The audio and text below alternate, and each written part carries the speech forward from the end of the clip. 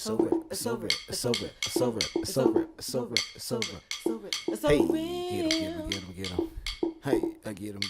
It's over. It's over. It's over. It's over. It's over. It's over. It's over. It's over. It's over. It's over. Yeah.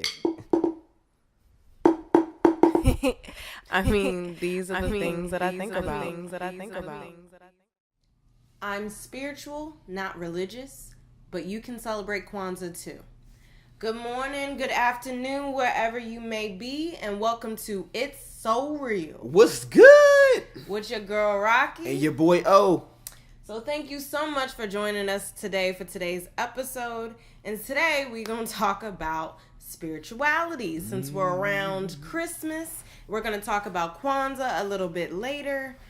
But yeah, so first and foremost is this saying. First and foremost.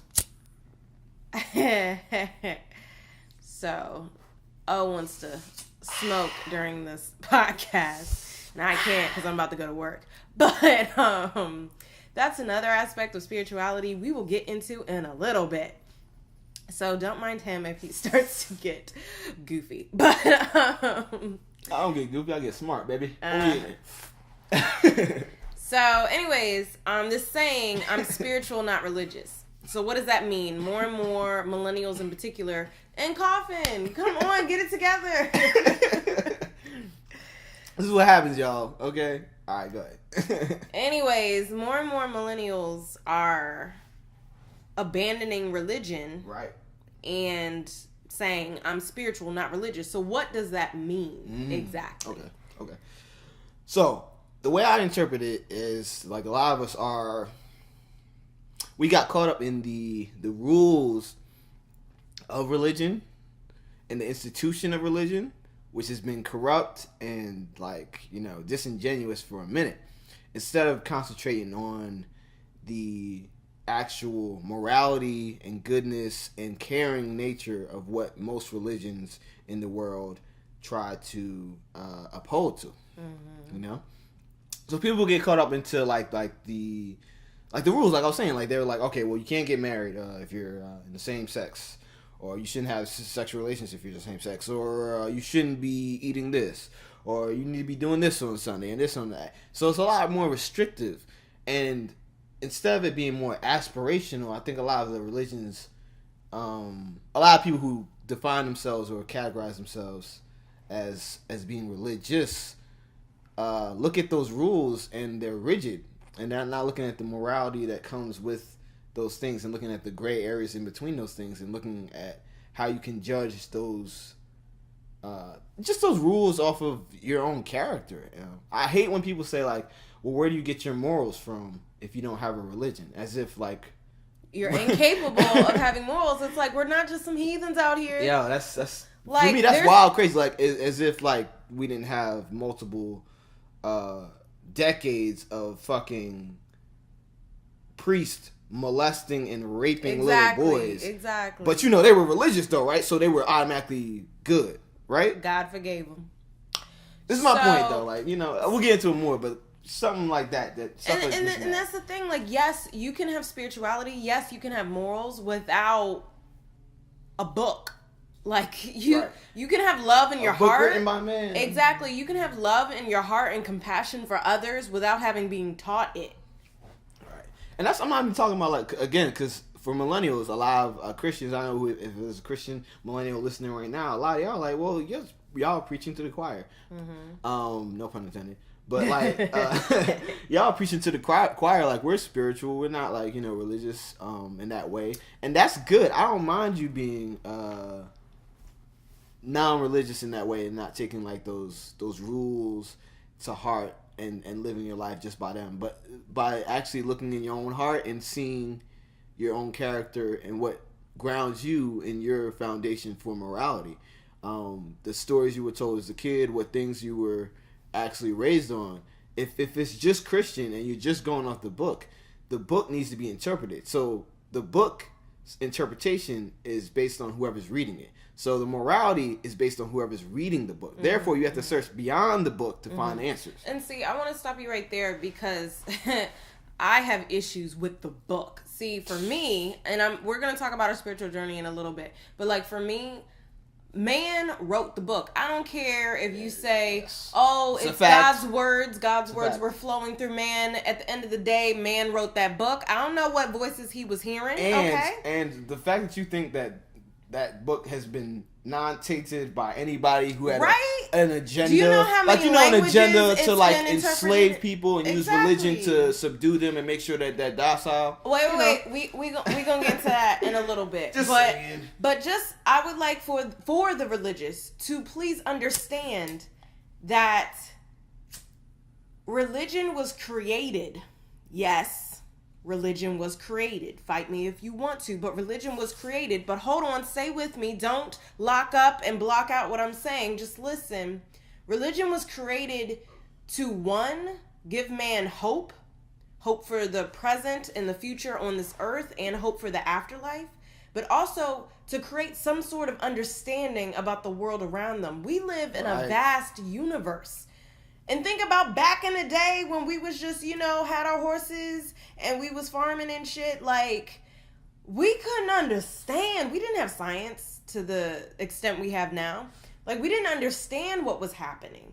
So we needed something to make sense of it. So when the rains didn't come to give moisture for our food, we thought, oh, well, there's a God who provides the rain and the sun, and we have to appease this God. Or, when your wife couldn't get pregnant or she lost a child, then there needed to be a God of fertility and motherhood. And notice all the stuff that you're mentioning is all stuff that's out of your control. So in order to rationalize it, you have to come up with something higher than yourself that is in control. And therefore, if you praise this higher self, you will be able to have some influence, therefore gaining control again.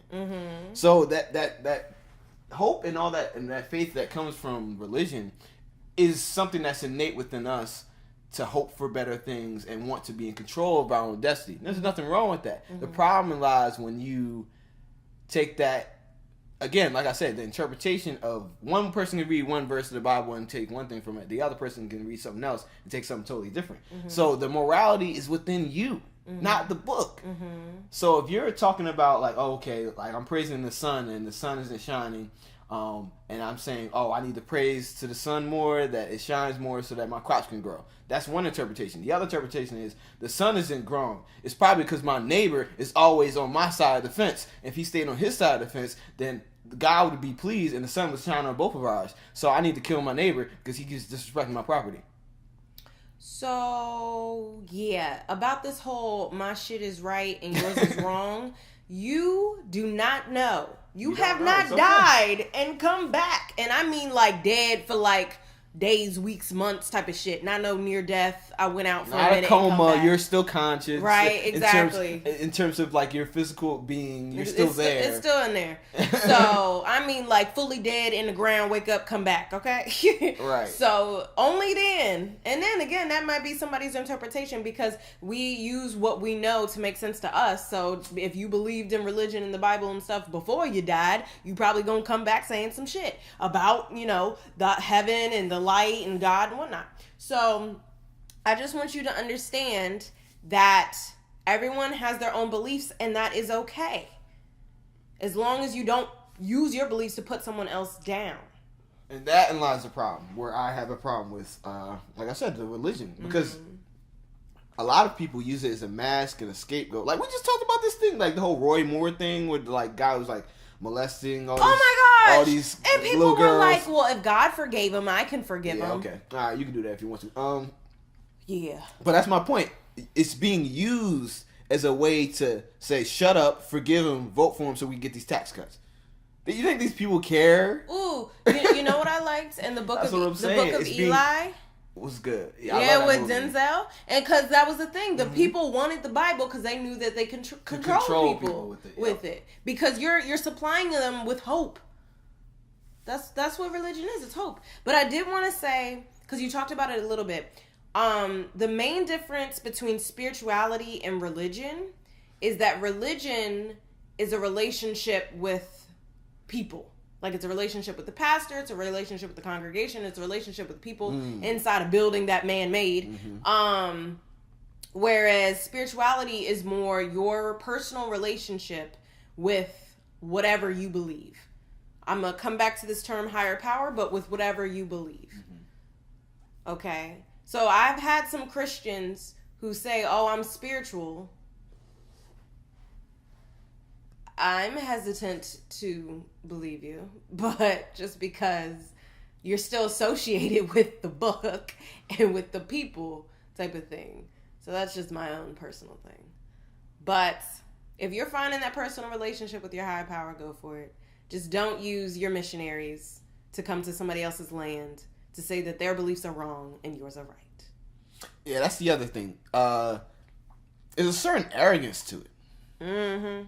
Like, people have said this reverse. They said, oh, atheists or people who describe themselves as atheists. I don't, by the way. I'm agnostic, as in I don't know. I literally don't know. And I would love to find out. That would be great when my time comes. But I'm not in a rush for that. But, like, the arrogance is not that atheists think they know everything. The arrogance is that they in a lot of the people who have the religions who feel like they know exactly their God is right. It happens like this. This is how you get to heaven. And they say heaven's real. It's proven. It's like you have all these facts and facts and facts. Quote, alternative facts. I mean, to you, your interpretation of facts without any proof. So it's based on faith. And if you can admit that, cool. But the problem lies when you try to dictate my life or the lives of others based on your belief and your faith that you cannot even prove, you know? And then you try to trick people into believing it. Again, like, if your shit is good, people will come. You know what I mean? Like, you don't gotta be like, yo, let me tell you about Jesus. Nah, Jesus, people know. People would know. Like, people know. And that's why people are leaving the more they're finding out about other stuff. So I was going to ask you, why do you think there's a surge in millennials abandoning religion? But what does that mean? What are we learning? Okay, so basically the internet, we're the first generation to actually be exposed to the internet in a generation where we're growing with it. So with the internet, you mean knowledge at our fingertips. Knowledge with quick access and access to other perspectives from other regions and other cultures. So when you see someone saying, oh, my religion's the best, or even like this country's the best or something like that, and then you just look up and you go to Canada. We're also traveling too. Yeah, we're traveling a lot too. So if you just look up other places and look up other cultures, and you're also being encouraged to discover these things when you interact on the internet, because people challenge each other online. So I know there's trolls, but there are sometimes good discussions and stuff like that. And when you do get exposed to some stuff that you haven't been exposed to before, it draws you in, because that might be what you actually are connected to, but you would never you would have never known it if you don't know what you don't know. So you don't know what you like if you haven't been exposed to it in terms of beliefs or faiths or just traditions that help you stay guided in whatever path that you want to take.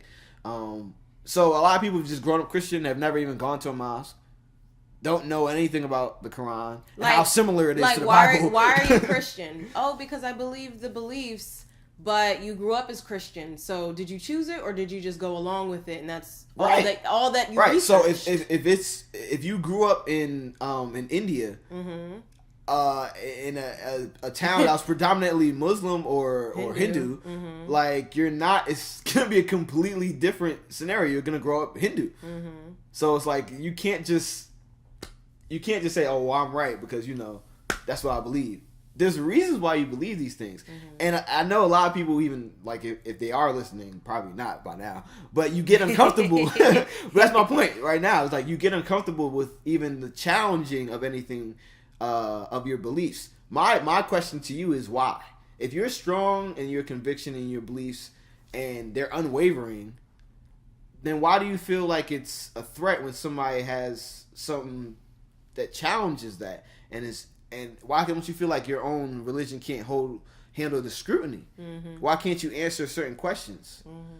You have to ask yourself that question. I'm good. I figured out stuff for myself, in a certain way that I rely on. I grew up Christian. Well, okay. So I was going to say, what's your spiritual journey? Right. So I grew up Christian, very Christian. I still consider myself, if you say Christian values, like how people always say that, if I were to say the best of what Christianity could be, it is like loving your neighbor as you would love yourself, treat others like how you want to be treated, take care of the poor, be a healer, a person who's of service to others, and reject not capitalism but greed. You know, capitalism. I mean, yeah, I guess so. But again, like the people who, it's just like with Christianity. Capitalism, if it was run by people who actually cared, could actually work. Christianity, if it was run by people who actually, like, again, all the stuff I just spouted out, that's all that I take from Christianity. Oh, no. Let's talk about these tithes and offerings. That's what I'm saying. Other people are corrupt by nature, and they use religion. But for me, that's how I grew up with those values that I just mentioned. And I took those.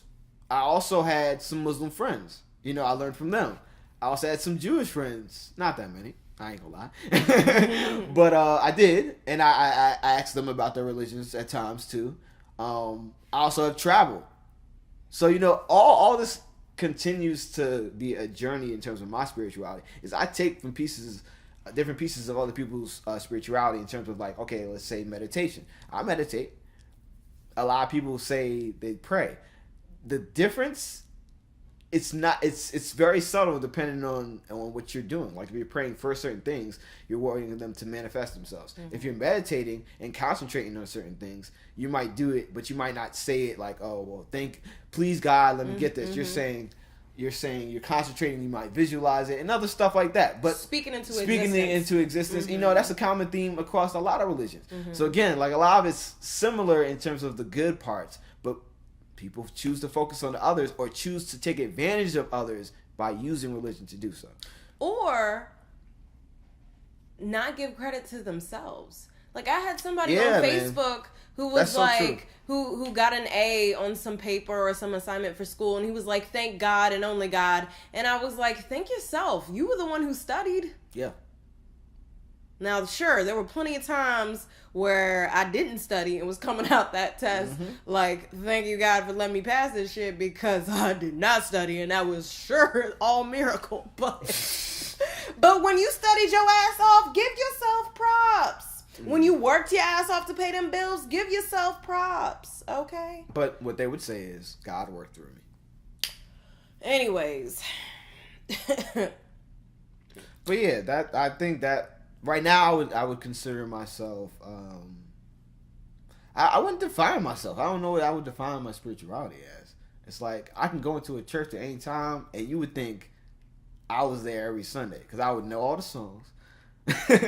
I would be standing up, probably dancing and praising more than everybody because I like the community. I love the music. I love the people. I'm talking about Baptist church, of course. Of course. In case you didn't know, but. And when I go there, there's no like, oh, he's changed into a blank blank. You know what I mean? Because when you see me, I let you see who I am. And then I let you dictate how you feel about me, about my character. Now, if you're going based off of a religion, maybe that says something about you that you feel like you have to define somebody by that type of faith. Because my faith it's not defined right now by like, oh, I am this. You know what I mean? Mm-hmm. I am me, and I am diverse in my opinion, my thought, and in my faith. It's a faith of positivity. That's what I believe. Everything I do, every emotion that I move in, I want to go in a positive direction. I'm not trying to hurt nobody. Like I'll defend myself, of course. You know, ain't no chump shit around here. But it's like I'm moving in positive directions. Like I don't got time for negative shit. Like if you want some shit where it's like you're trying to bring other people down and you're just that type of person, I wish you the best, but you know, you're not going to be in my space. I would definitely, if you were to give your faith words, I would say positivity, love, and light. That works for me. So, what about you? What would you say your spirituality is? Well, for my spiritual journey, I was raised Baptist Christian. Yes, love. We went to a black church in D.C. God is good. all the time. There you go. See? It's automatic. And, yeah, so we went to a black church in D.C. for when I was younger. But two things happened. One, we moved from where we were to a lot further away. And then the church also shut down. So there was many years, I think like my middle school years to beginning of high school, that I didn't go to church. So during this time, and even when I was there, I was always questioning everything. Like, why is this? What is that? I was always questioning it. I even, in fact, wrote a poem called Question It, but because of it. But I was always questioning things, and no one gave me the answers that made sense. Okay, so what was some of the like responses you got back? Because some of these responses that adults give kids about religion are hilarious. So one of the things, this wasn't really what I got when I was younger, but I've noticed a lot when adults are questioning Christianity, and it's like you're not supposed to question it, because that means you have less faith in God or less faith in Jesus Christ. And I'm like, holy shit, the religion is saying that you're not supposed to question it? Like, that means, like, they really don't want you to know anything. That's what I was saying before. Like, why wouldn't I be able to question it if you're so great? Yeah. You should be able to take the scrutiny. Exactly. You'd be like, oh, you want to challenge? I will prove to you every time because I'm so amazing. Go ahead, come on. Exactly. So I was questioning it. So yeah, the responses I would get would be, God works in miracle ways. We can't know his plan, or his plan's bigger than us. And just like vague stuff that's not a response, basically. My biggest thing when I was really little was, why aren't dinosaurs in the Bible? I don't know if I ever got a response to that. No. Now they have like creationists, I think they're called, and they believe that like dinosaurs were back there and they just weren't recorded for some. I don't even know the story. I don't know. It's a lot. They just trying so hard to just. It's okay. Like you don't know. It's okay. But anyway, so I was questioning a lot of things, and then when I was in high school, we found a black church. Now, mind you, when I moved, I was in a majority white town. So this black church meant everything, because if you went to this black church, that meant you knew every black person in the town. Because we all went to this one church. That I love. We all went to this one church, so you knew everybody. So I love that. I was going to talk about it a little bit later, as far as the black church in general, but so we had this black church and I was going there. But it's like, even when we joined, like they asked me why I joined, and my dad joined the same day as I did. My mom joined a little bit earlier because she was going first, and then we joined her. And my mom is more religious. My dad's more scientific, more evolution based, and I was more connected with that. But I think he appreciated the black church as well.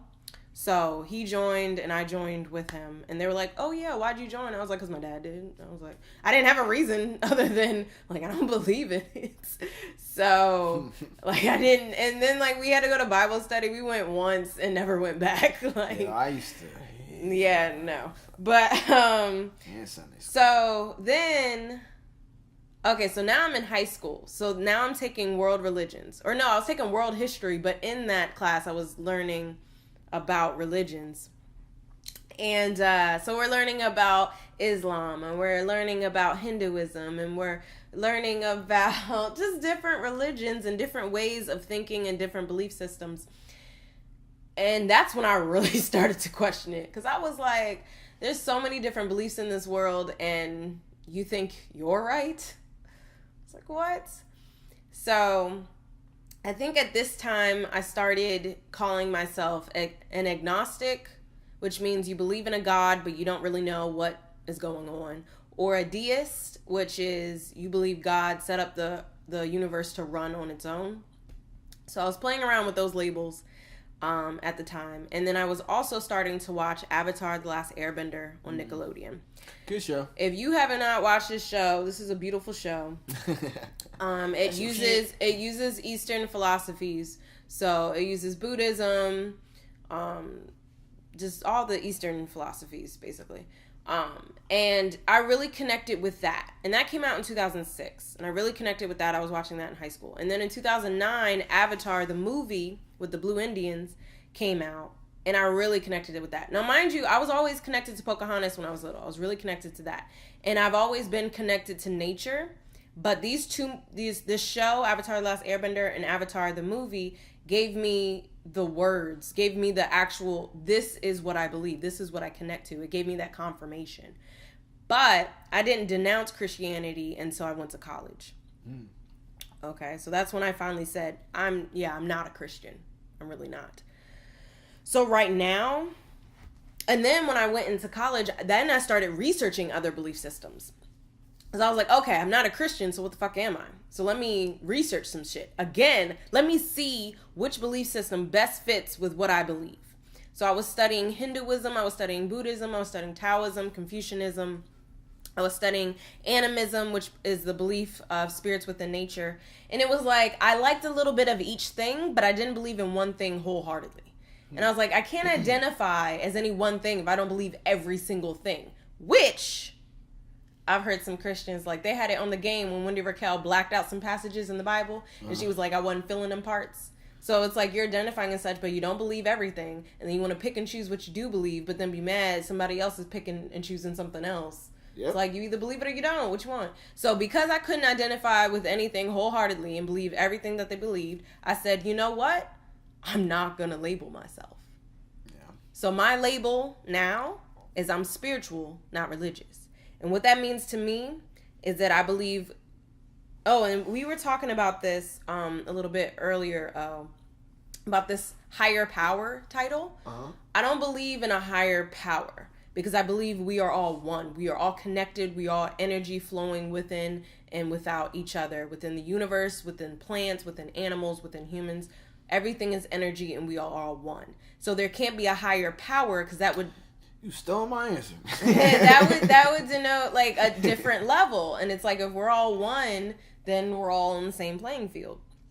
So it's this energy and oneness concept as well as spirits within nature. Within the universe. There's an order to things. Mm-hmm. There's an order within the chaos of things. Mm-hmm. And yeah, we are all connected. Like what happens to us on a micro level eventually happens to us on a macro level. Mm-hmm. Like it's just inevitable. It's just the way of things moving. Take a look at climate change. Like mm-hmm. everybody in like LA, you got mansions burning down. Like oil tycoon mansions burning down. Mm-hmm. The very same people who were lying about the evidence that they had all this time. Like you can't run from that shit. Mm-hmm. So like Mother Earth gonna show you who runs this shit. It's like you can't run from that shit. Everything that we do is connected in some way. Even on like a basic level with your family and friends, like mm-hmm. when someone's feeling down, someone's sick, it's like there's an emotional feeling that you have that you're connected to that person. And on some level, you're connected to almost all human beings like that. It's just that we're kind of cut off because, society's a little bit different now. Yeah. But yeah, that's a whole other story. And then also, as of late, my spirituality has also started to include smoking, marijuana, and particularly sativa, because I'm already at a higher place in my mind and in my spirit. So when I smoke sativa, that expands what's going on in my mind. It opens pathways so I really feel aligned and connected to the universe in my mind, my body, my spirit. I feel that surge of energy within me, and it really brings me to that higher place. So that's why I completely understand why Rastafarians use marijuana to get spiritually lighter. Like I understand that completely because I feel it. And that may not happen for everybody. It may depend on the strain. It may depend if it's sativa versus indica. It may depend on your mindset before you start smoking. It's not... And marijuana is not for everybody. Yeah. It damn sure ain't. Mm-hmm. And we just gonna do another episode of marijuana, like...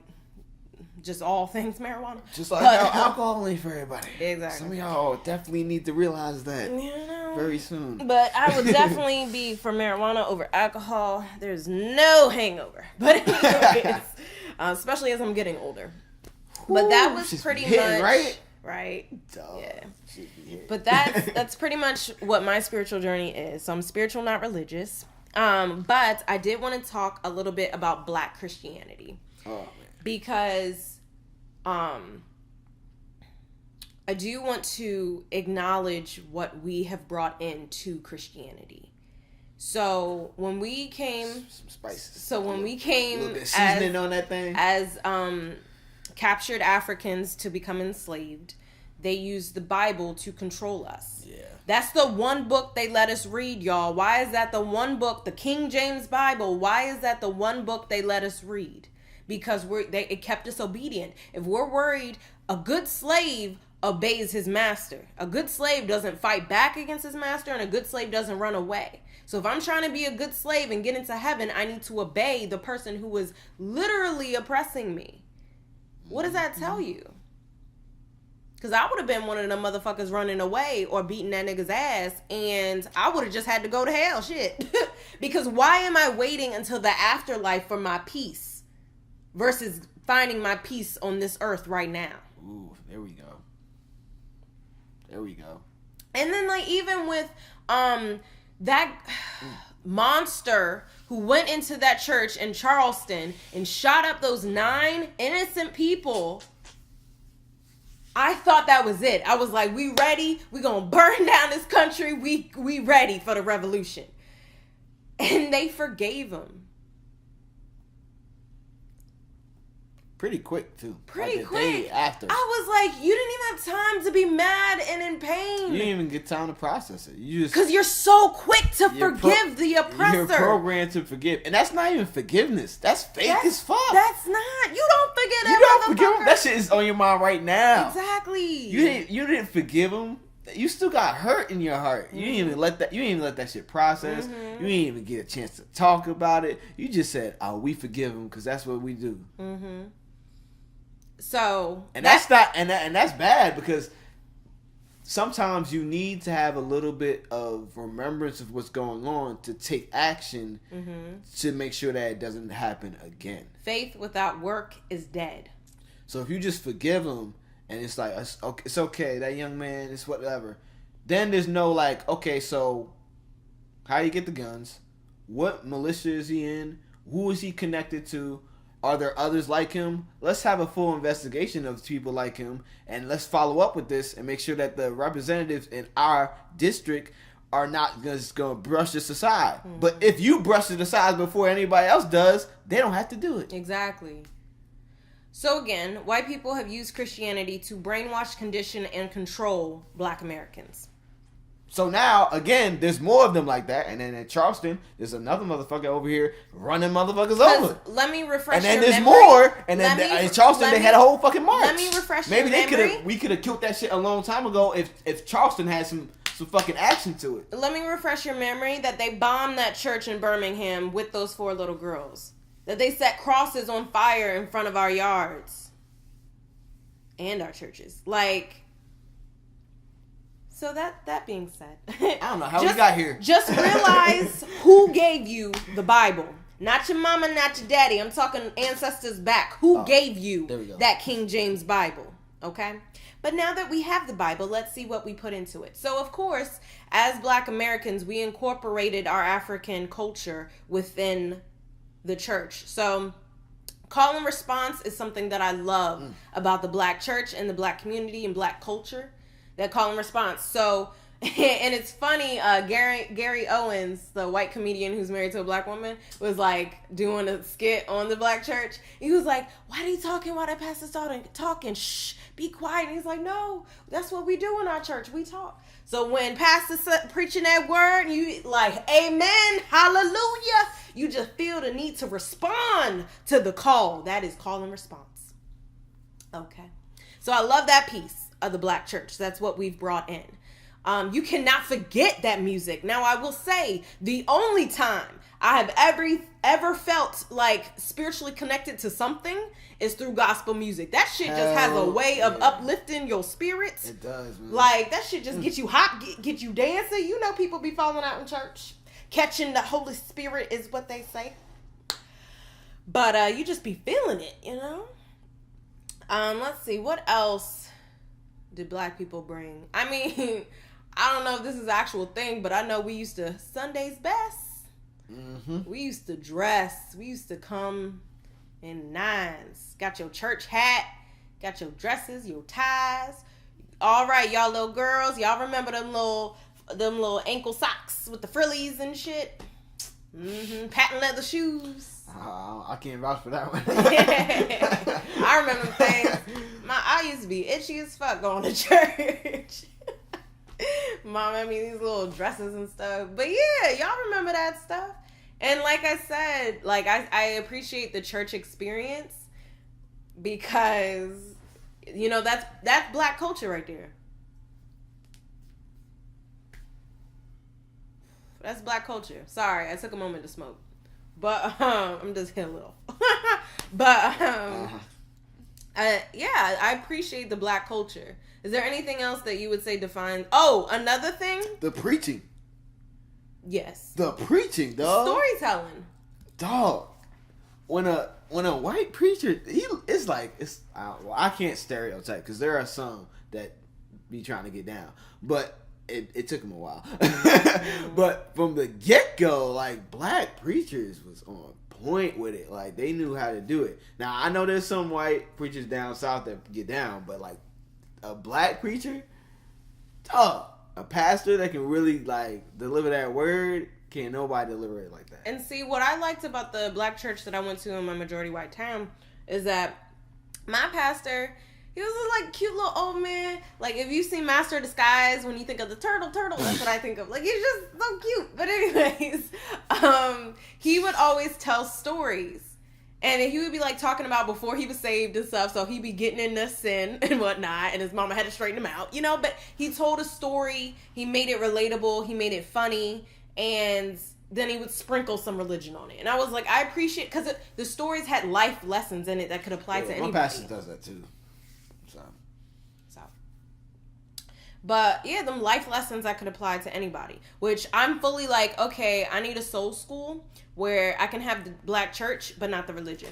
I'm fully down for this. But another thing I was thinking about is, at my black church, whatever black church I went to, and mind you, when I visit my family in different states, we would often go to their church. But all them black churches, we had black Jesus. That's how it should be. What are you doing as a black person worshiping somebody who does not look like you? Let me remind you, the majority of the people on the planet are people of color. So if you want to go with this whole God made me in his image, I'm going to need you to worship somebody of color, okay? Plus, he was of color. Now, and then if you want to take the Bible as fact, his hair was that of lamb's wool. Whose hair is nappy like lamb's wool? Let's think about it. Think about it. But anyways. And all the pictures that they have, his hair is fucking straight. That's and blue eyes. That's what I'm saying. They were lying, bruh. Come on, it's obvious. Right. I even heard in Europe, like, if you go, like, to the old ancient stuff, like, they have black Jesus. Mm-hmm. Like, they know what it is. But anyways, I do want to take this moment to say that there was Christianity in Africa before there was actual what it was called Christianity. So those beliefs, a lot of it is tied to, like, Egyptian and Nubian. Like, you can see the Christianity beliefs, like, for instance, the virgin birth and the resurrection and the disciples and stuff like that. Like, you can see similarities within the story in Africa, and particularly, like, the eastern side. So what happened was, they jacked our shit again. Yes. Okay. Story of our lives. When the Roman Empire was expanding, they had people in the Mesopotamia who had these pagan belief systems. And then they had this new belief system coming out of Africa. And they were like, oh, we want these people to believe this. So how do we do that? So people were celebrating the winter solstice, aka Christmas. Mm-hmm. And they were celebrating that during that time, December 25th. And they were like, oh, well, we should put the birth of Christ on that day so they celebrate our belief system too. So that's where Santa, that's where the Christmas tree, that's where the reindeer and the presents came from, those pagan belief systems. Then there was another celebration, the spring equinox.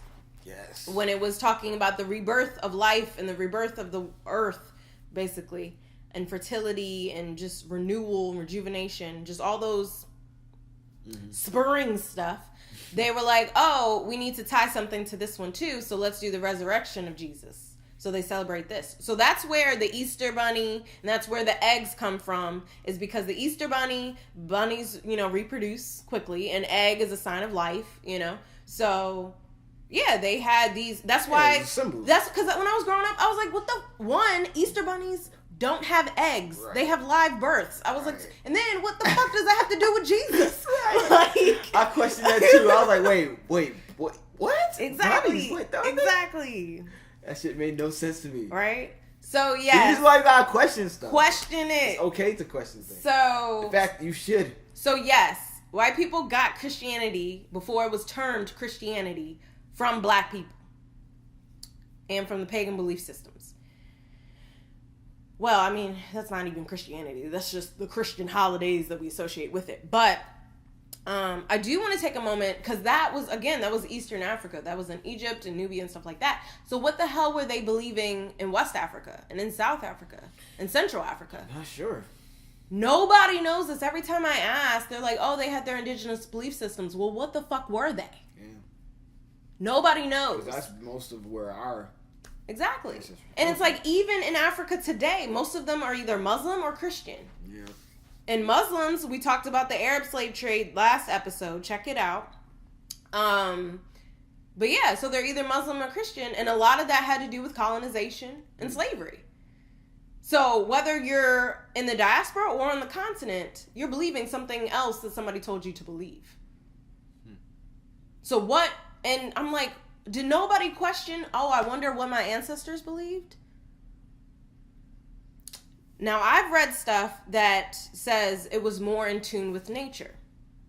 So instead of having a sun god, you just worship the sun. Instead of having a river god, you just worship the river. So it was more in tune with nature. We were a lot more connected with nature is what my understanding is. Please correct me if I'm wrong. Let me know about some indigenous West African, Central African, South African beliefs. Please let me know. I would love to learn something. Yeah. But I do want to say, out in Oakland, I'm seeing that African spirituality. A lot of people refer to their elders and their ancestors and praying to their ancestors and seeing their ancestors through them and what they would want for them. And they also practice libations. Now, libations is when you're pouring out usually water into some form of life, and you're saying a prayer to your ancestors and your elders and everybody else. And I was like, I always thought about like the OGs pouring out liquor for the homies. Yep. And I'm like, I just thought that shit was ghetto, but that actually had connections to spirituality. I learned that, what was that, like middle school? But that shit blew my mind too back then. I didn't know what the fuck it was. I thought that shit was just cool. Back when I was little, I'm like, yeah, pour out one. I ain't had no fucking homies that died at that time. But even the concept of thinking about your ancestors, like I've never, until I got to Oakland, California, I never thought about my ancestors like that. Like, name your ancestors, pray for them, pray for, them existing has allowed you to exist and where you are in this life. Right. It makes a lot of sense. It makes you aware of how far you've come and how far you have to push forward so that your children can have more benefits of being in this life than you ever had. Like, all the things that you need then require, like education and healthcare and all these other things that a lot of people are just really taking for granted. We need to make sure that we push we progress. Like, we don't move back, and we actually make sure that our lives are better in the future. If we can't do that, then we're letting so many generations down. And that's what it's about. It's pushing shit forward. So my not question. I would like Christians, black Christians, to seek out what their African spirituality is, what African Christianity is, and see about connecting that. Like, people are so confined with what it is now, and it's like, you can create your own religion if you have that understanding that I'm using it for hope and for love and for peace and to give me some understanding of the world. So you can create your own thing. Mm-hmm. So incorporate your roots into your faith. And stop reading that damn King James Bible. Write your own Bible shit. You might find out that you actually like that stuff better and connect to it better. And if it helps you more in a spiritual way, don't just deny it because it's different or it's not Christian. Now, here's the part of, but you can celebrate Kwanzaa too. So a lot of Christians have this belief that because they celebrate Christmas, they can't celebrate Kwanzaa. You better do both. So be up on them gifts. Kwanzaa has no religious affiliation. Kwanzaa was created for... Why do people think it's... Because of Hanukkah. Because Hanukkah's Jewish. Hanukkah's Jewish because it has the candelabra. Yeah, so, it's not religion. So Kwanzaa is not religion-based.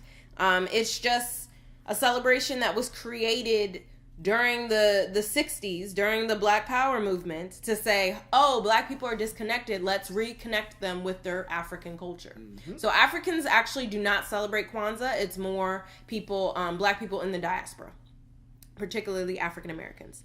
So Kwanzaa was created by Malana Karenga, and it's a week-long celebration, and it honors the African American culture. So what it is you have the Kanara, which is the candle holder, and there's 7 candles. 3 of them are red, 1 of them is black, and 3 of them are green. Each of these candles represent the 7 principles of Kwanzaa. So the 7 principles are unity, umoja, kujijagalia, which is self-determination. Okay, I can't remember the order, y'all, so I'm going to just name them. Ujamaa, which is cooperative economics. Ujima, which is collective work and responsibility. Kuumba, which is creativity. Nia, which is purpose. And Imani, which is faith. So those are the 7 principles. Unity, collective work and responsibility, cooperative economics, creativity, purpose, and faith. Yes. And after you just heard that, how can you disagree with celebrating these things and abiding by these principles? Mm-hmm. What was wrong about that?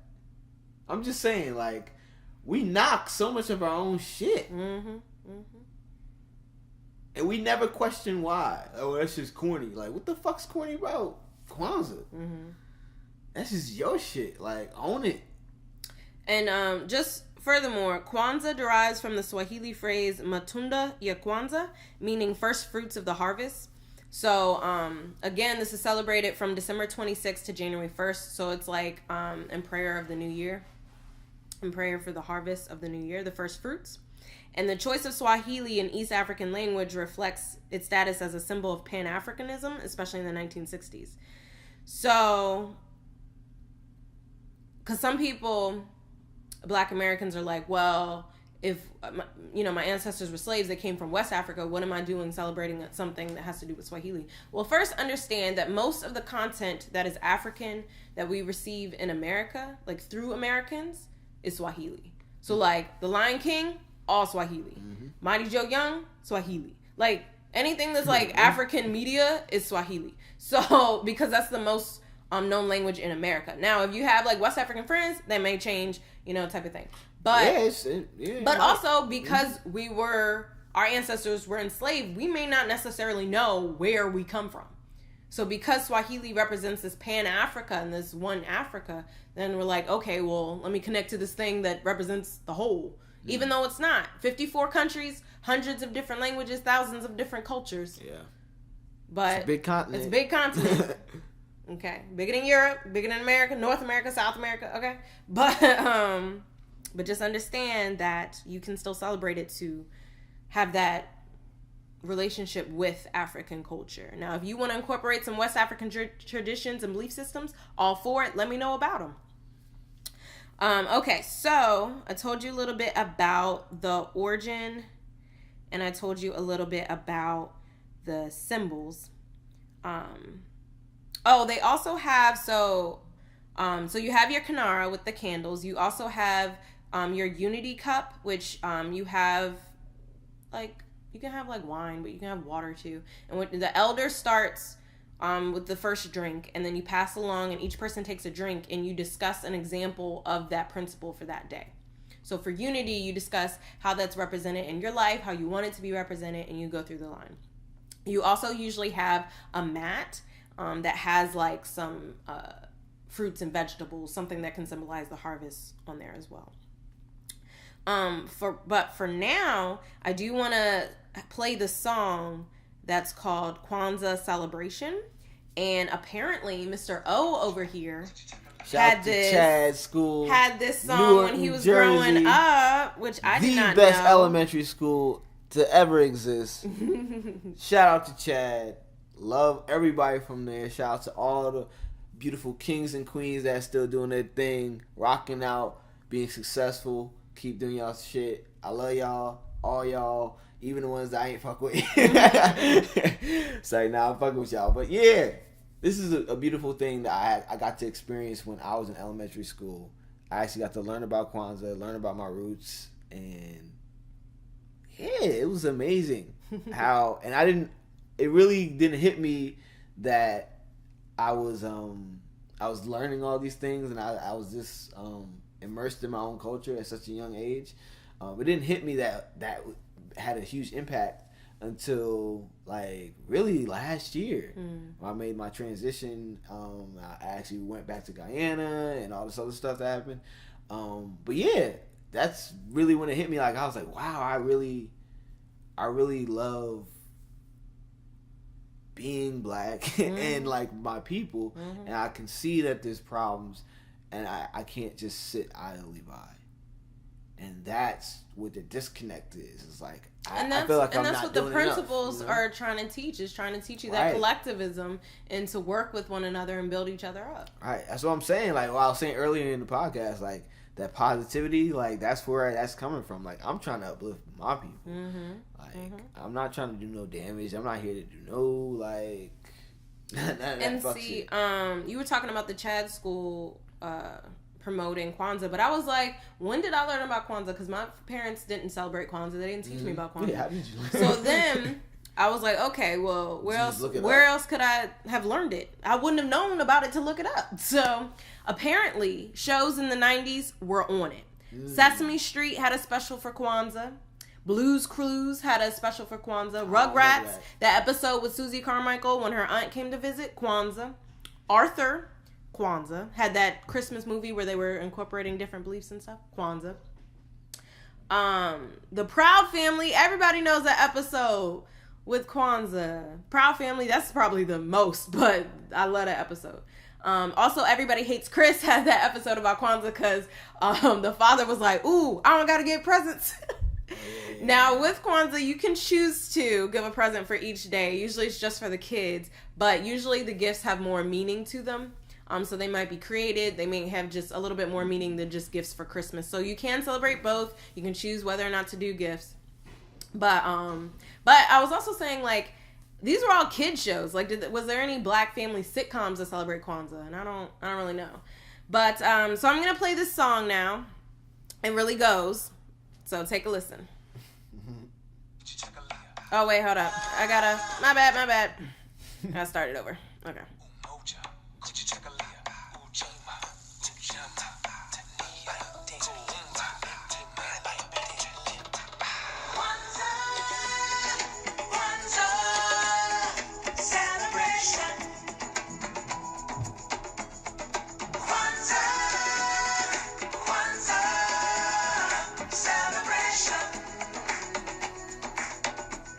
The first day of Kwanzaa, we call it Umoja.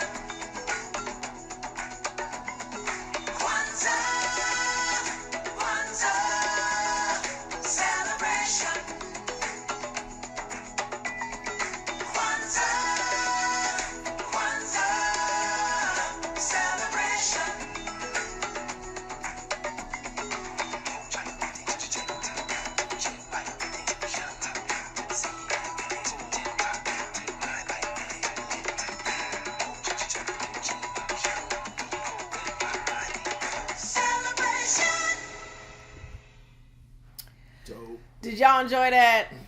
That should go. But so I definitely want to incorporate Kwanzaa within my family and just teaching my children about those principles of how to work and uplift and build their community.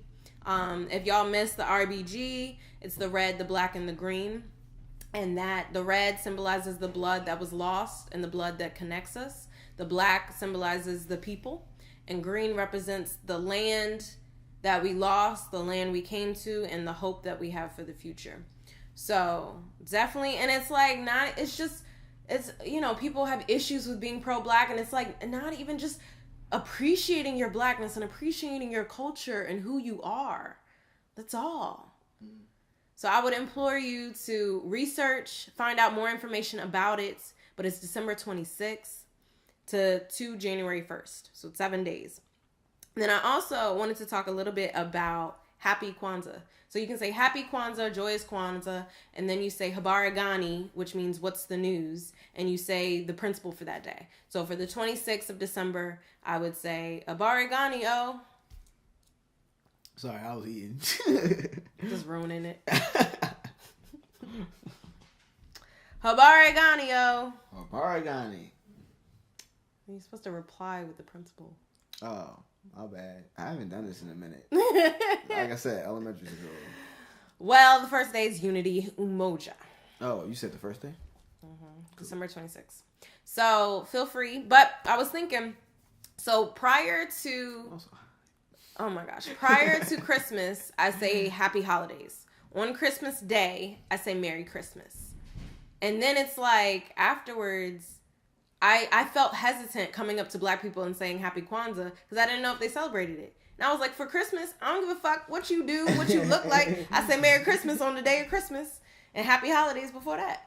So this year, my goal for myself is to say Happy Kwanzaa to every black person I see, whether they celebrate it or not. And if it opens up a discussion of, oh, what's Kwanzaa? We can talk about it.